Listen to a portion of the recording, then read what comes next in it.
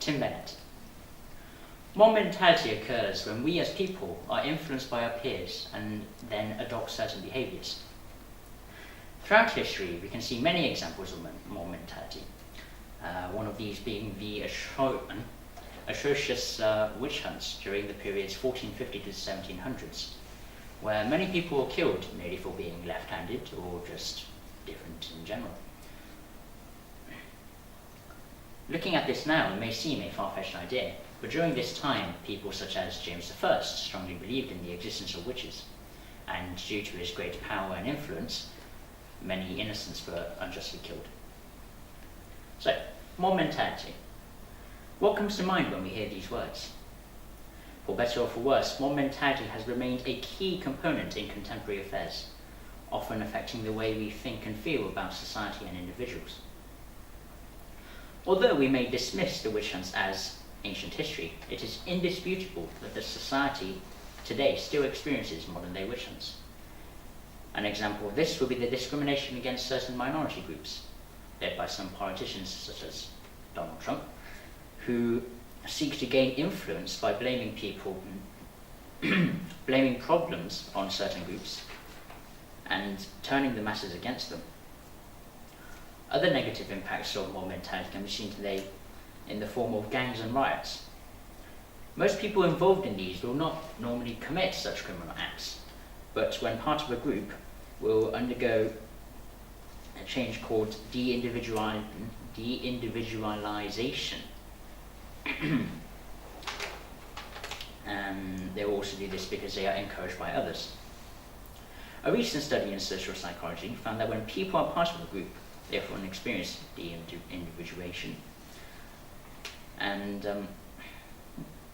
people believe that they cannot be held responsible for the acts and crimes committed whilst they are part of this group, as it is perceived as the group's responsibility, not the individual's. This means that the larger the group is, the more likely they are to break the social norm and engage in heinous acts. Now, take a minute to sift through your memories.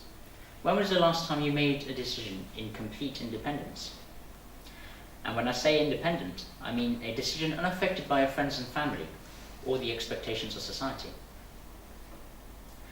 Presumptuous as it may be, most of you will have never made a decision in complete independence. I, for one, remember that as a child living in Japan, I really wanted to catch a Hercules beetle, as it was deemed popular back then.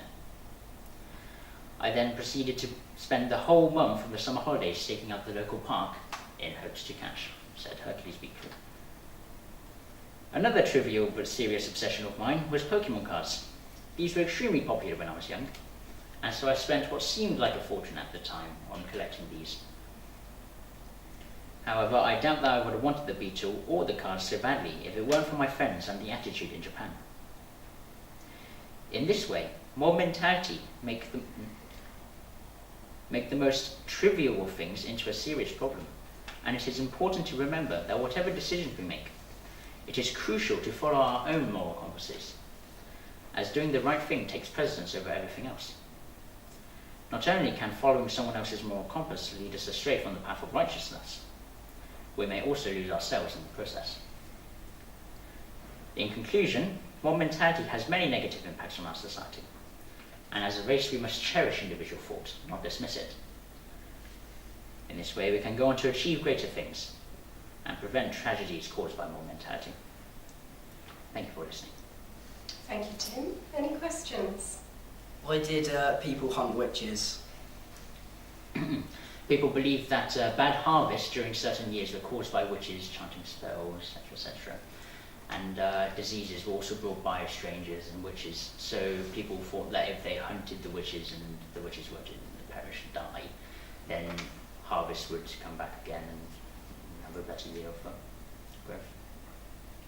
Harley? What do you think the planet would be like if mob mentality wasn't a thing? It's a tricky question with mob mentality and its existence, because it works both ways. Mob mentality can both be destructive, yet it can also help solidify a society. Mob mentality allows us to contribute our ideas to one cause and then come to a conclusion. Whereas if mob mentality wasn't a thing and it didn't exist, and we all had our own individual thoughts that we shouted at each other and no one could agree to anything, then, well, it'd just be chaos. Okay, lovely. Thank you, Tim.